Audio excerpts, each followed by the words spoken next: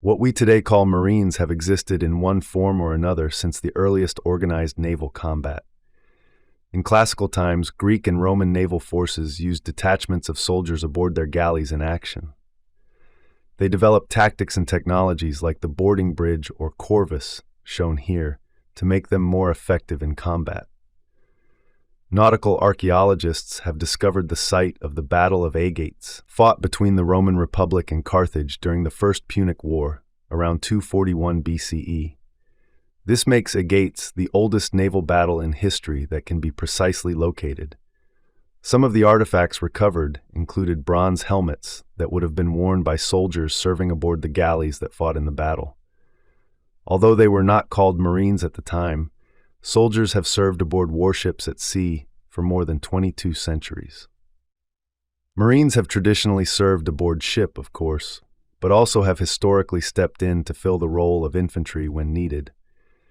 British Marines from the fleet marched in the ranks at the Battle of Bunker Hill in 1775, incurring grievous losses in the process. In a traditional naval battle, however, Marines served as the shock troops in a boarding action and as sharpshooters in battle. Often they were stationed in the rigging, positioned to fire down on the enemy's deck. In the fall of 1835 and into early 1836, as tensions between the Texians and the centralist government in Mexico City came to a boil, detachments of militia and volunteers served aboard privateer vessels, both those formally authorized by the provisional government and those that sailed as private ventures. These small detachments were not part of any larger military structure, and probably had nothing in the way of uniforms or standardized arms beyond what each group chose to adopt for themselves. In June 1836, Texas Major Isaac Burton, with 20 mounted rangers, arrived at Copano Bay to see a Mexican schooner approaching the landing. This was several weeks after the Battle of San Jacinto, and Copano had been used for decades as a landing place for the resupply of the missions and presidios around Goliad. Burton lured the schooner's officers ashore, and learning the vessel was loaded with supplies for the Mexican army, sent 16 of his troopers on board the schooner that was captured without incident. Unfavorable winds kept the captured schooner caught in the bay for several more days, though, until 2 more Mexican vessels arrived. Burton captured those schooners, too. Eventually, he was able to get all his rangers and their mounts aboard the 3 schooners, and sailed them as prizes to Velasco. Burton and his rangers were immediately heralded as the Texas Horse Marines, a nickname that persists to this day. In early 1842, there came news of yet another planned Mexican invasion of Texas. Defenses along the coast were limited, and even the Texas Navy was dramatically reduced in size and effectiveness due to a lack of funds and political infighting. In response to the fear of invasion, a company was organized in Galveston as the Coast Guards, or Sea Fencibles. This volunteer unit of 100 men set out on the civilian steamer Lafitte to patrol up and down the coast. After several weeks patrolling, they managed to capture 1 Mexican herdsman who they insisted was a spy. He probably wasn't, and fortunately escaped before the Coast Guards decided what to do with him. In January and February 1836, the provisional government authorized the purchase of the first 4 vessels formally commissioned into the new Texian Navy: Liberty, Brutus, Invincible, and Independence.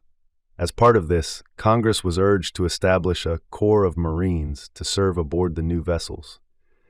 After the adoption of a new Texas Constitution in March 1836, a committee was formed to make appointments and extend commissions to officers in both the Texas Navy and Marine Corps. This marks the beginning of the Texas Marine Corps as a formal organization within the Republic's military. The Texas Navy did not have a regular shore establishment for the Marines. Men enlisting as Marines usually signed aboard the ships directly. Those unattached to a particular vessel might be housed temporarily at the Navy Yard in Galveston aboard a receiving ship like the old decrepit merchant brig Potomac, or one of the other Texas Navy ships that was not actively in service. Aboard ship, the Marines would be quartered and organized into small groups called messes, roughly equivalent in size to a modern military squad. The Marines would be accommodated aboard ship in their own designated area. adjacent to, but separate from the enlisted sailors. Marine officers were quartered and messed in the wardroom with the ship's commissioned and warrant officers. Texian Marines were not well paid. By the establishment of 1836, enlisted Marine privates only received 2/3 the pay of the Texas Navy seamen, and Marine officers were paid even less in proportion to their naval counterparts. It's a little difficult to estimate the number of Texas Marines employed in active service. The number seems to have varied quite a bit over time. For example, John Powers, author of the book The First Texas Navy, reconstructed the crew lists for 3 Texas Navy vessels: Liberty in March 1836 and Invincible and Brutus in 1837. Powers' reconstruction shows Marines aboard Liberty, but none aboard either of the other 2 ships more than a year later. A preliminary estimate of the Marines aboard Wharton and Austin at the time of the Battle of Campeche in 1843 suggests a proportion more in line with standard naval practice of the day. Interestingly, Wharton and Austin carried similar contingents of Marines at the time, although Austin was a larger vessel and had a substantially larger crew overall. We can make some generalizations, though.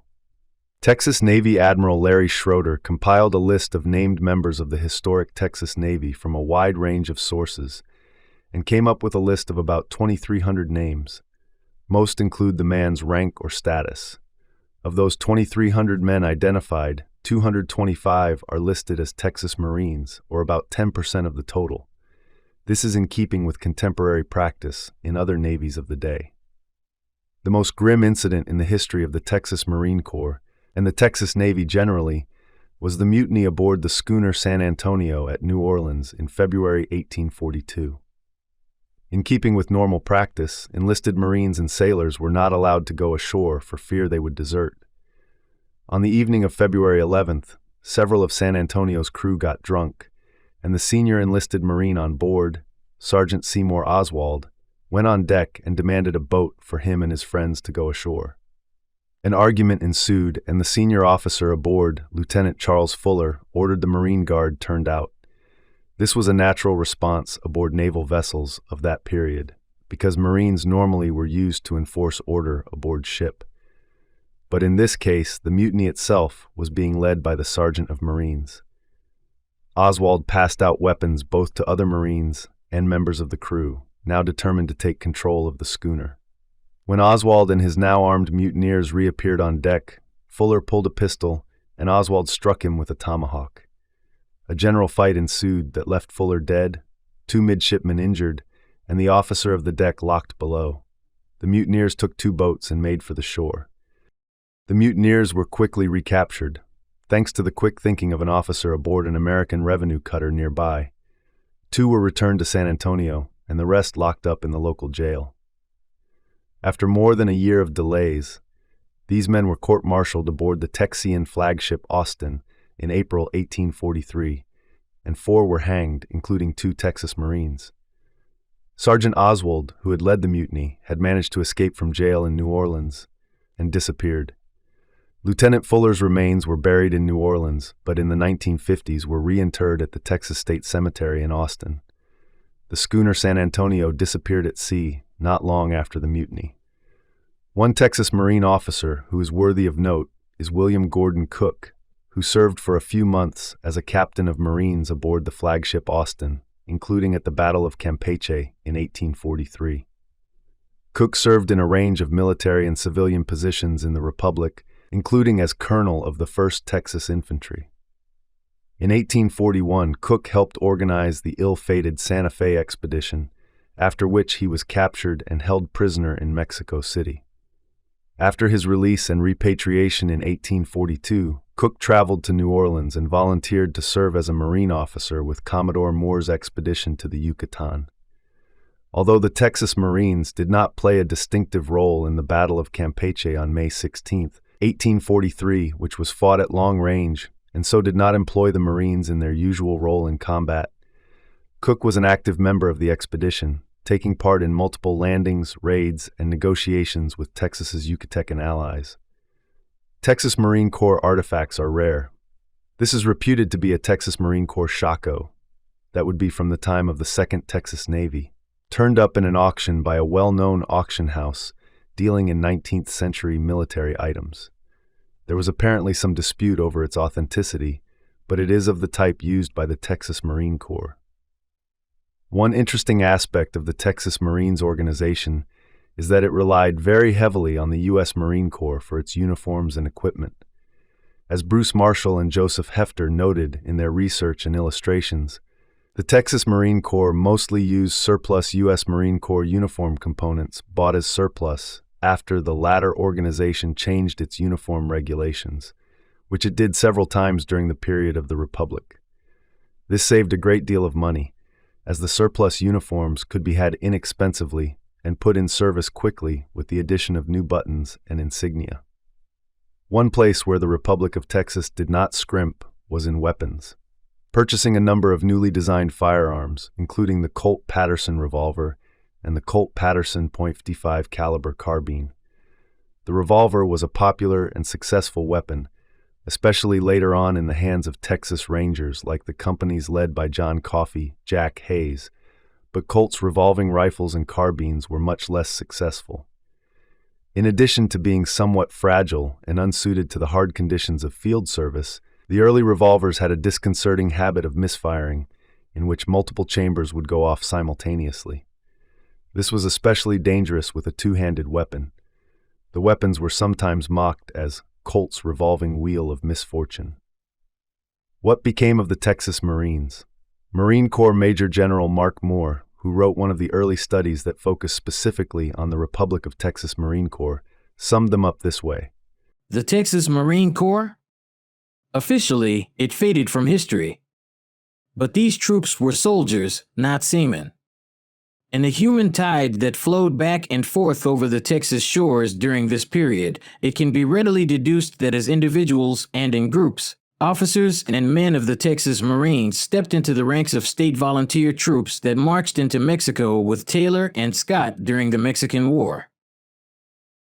The Republic of Texas Marines have been largely forgotten today, but during the 1830s and 40s, they were an essential part of the Republic's defense.